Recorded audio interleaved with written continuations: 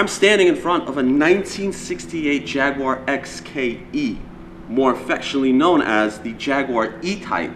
This is a Series 1.5, meaning it's the last year for the Series 1 car, and it's got a little bit of a combination of certain things, such as it's got the 4.2, it's got the exposed headlights, and a few other little tidbits that make this what they call, again, a Series 1.5. This car is finished in British racing green with the cinnamon interior. Modern day would be called London tan. It's essentially the ideal spec, but it is a 2+2 and it is an automatic. So it's the 3-speed automatic instead of the 4-speed. The 2+2 means it's the longer, I think it's a slightly extended wheelbase. Really not many people could fit back there. I've got the seat kind of set up to the way I'll be driving it later on, and them offering this in a 2+2 wasn't exactly the most ideal situation. Nonetheless, it is a gorgeous, gorgeous GT car.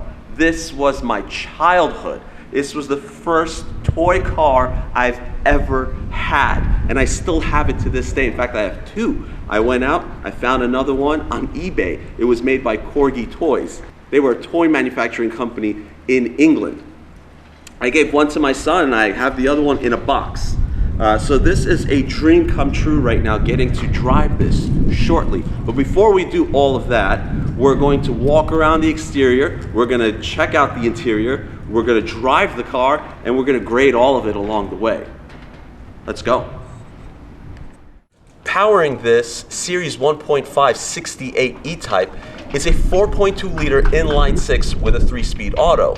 0 to 60 could be done in as little as 6.5 seconds. At the time, it was one of the fastest cars, and it had a top speed of just over 150 miles per hour. Horsepower and torque: 246 horsepower, 263 pound-feet of torque. Now that's actually down 20, almost 20 on each stat compared to the European cars. It's no thanks to a twin carburetor setup compared to a triple carb setup for Euro cars. US emissions regulations choked these cars down a little bit. The car was designed by Malcolm Sayer, and it's still regarded as one of the most beautiful cars of all time. In fact, there's one sitting at the Metropolitan Museum of Art in New York City, and it's part of their permanent collection.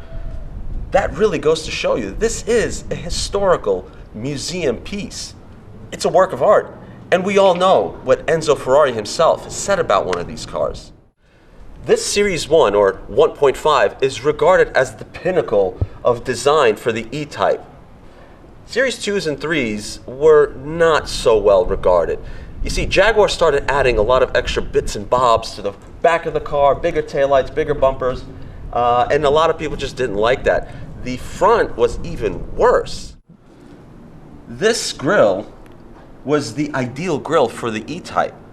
Unfortunately, when the Series 2 and especially the Series 3 came out, they had mouths twice the size of this. And the Series 3 had this giant protruding cheese grater.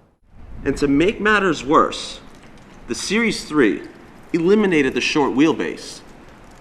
It was a 2+2 or convertible only. And they introduced the worst V12 you could think of. That was really it. So the sportiness and the edge of the Series 1 Jaguar E-Type had been gone. You might be asking yourself, how do you open this? There's no latch, there's no keyhole. Well, let's find out. You go in here, and right over here, there's a little tab, and you stick your finger, you pull it, as such. And here we go. This opens up.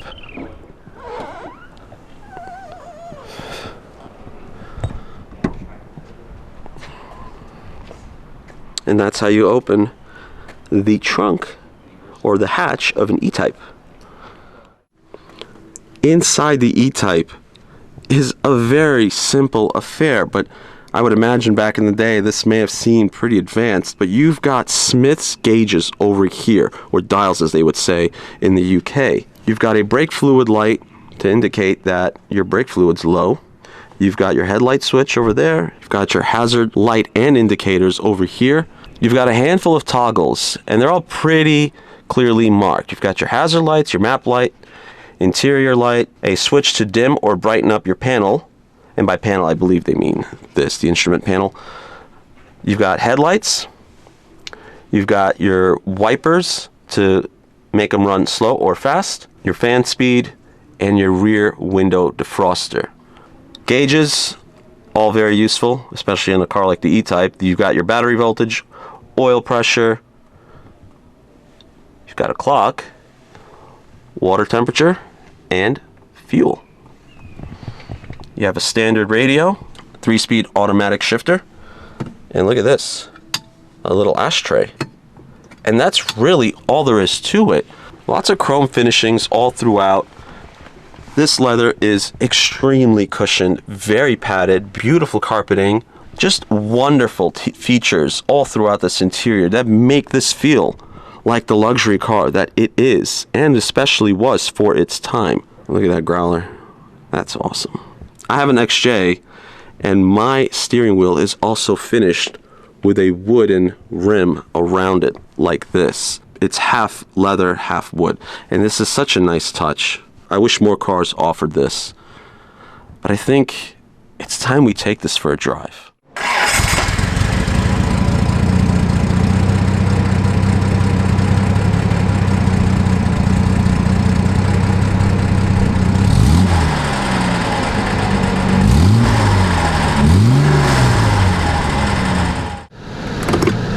All right, we are going for a drive. My dream car. I cannot believe I'm here. There is no power steering. This is the second car I've ever driven without power steering. The first one being an old Geo Metro that was gifted to my wife, who was then my girlfriend at the time. We've got a camera car. We've got a rig up front over there. Oh, this is very, very interesting. This long protruding hood with that inline 6 in the front. Wow, this... I never thought I'd get to this point where I would drive one of these. Like I said, I had a Corgi, a toy car, but it took a long time for me to actually see an E-Type in person. It wasn't actually until an event at a concourse in Long Island called the Americana Manhasset Concourse that I saw E-Types. And then during the reveal of the F-Type in New York City at the New York Auto Show, I believe it wasn't the reveal, I think that's when the car had debuted in North America. In front of the Javits Center, there were a ton of E-Types on display, and it was really the first time I had seen so many of them in front of me. And they ranged from Series 1s to the original 3.8s to Series 2s and 3s with the V12s. And yeah, I hope that it's not too loud in here because we've got the AC going. It's a 90-degree day in Florida. We have to have the AC cranking at least to 1 fan speed. And these directional microphones are sensitive. Nonetheless, we need to stay alive in this car. And I'm having a blast. I really am. This is so cool.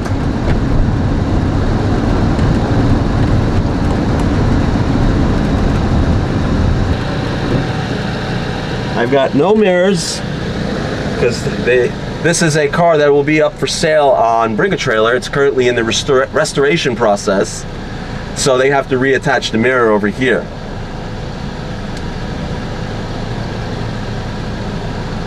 I like counting things or moments in life, and this is the second time I've driven a classic car. The first one being an old 60s first generation Mustang with a 4-cylinder. That was basically a Flintstones car. The floors were completely gone. You could literally see the street below you. So we're waiting to hit the highway here. And I have to say, yeah, this car's got more than enough momentum and power to merge into traffic.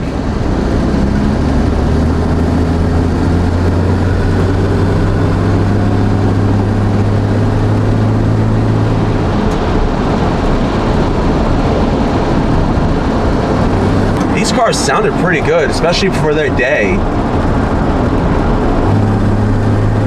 They have good power, amazing throttle response. Obviously, because these had throttle cables. They were not. There was no such thing as throttle by wire. There was a cable that you push your foot and the cable pulls the throttle body open.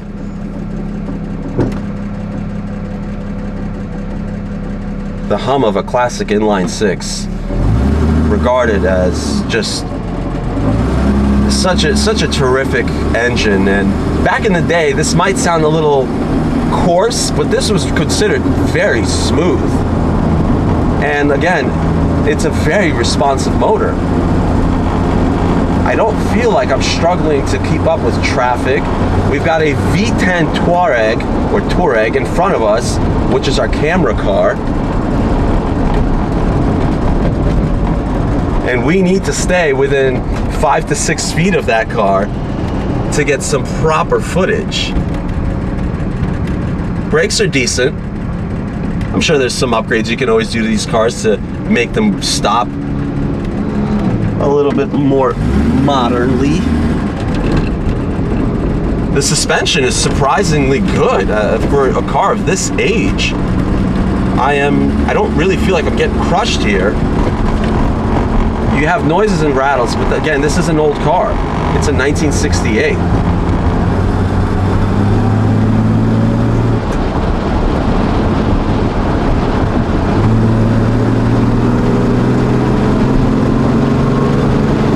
We're opening it up.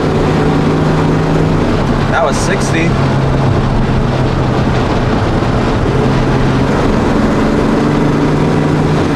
Yeah, you know what?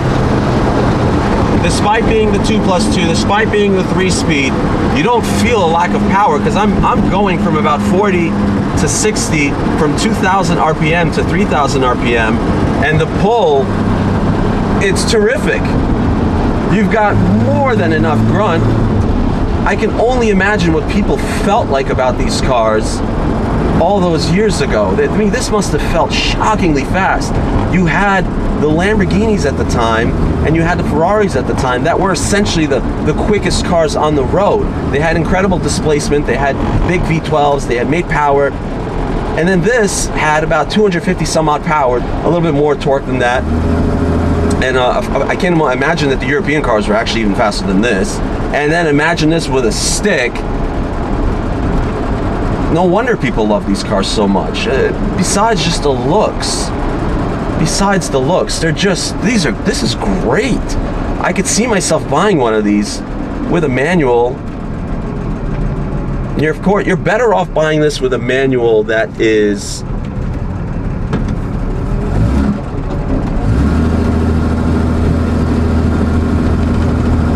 a later model Series 1.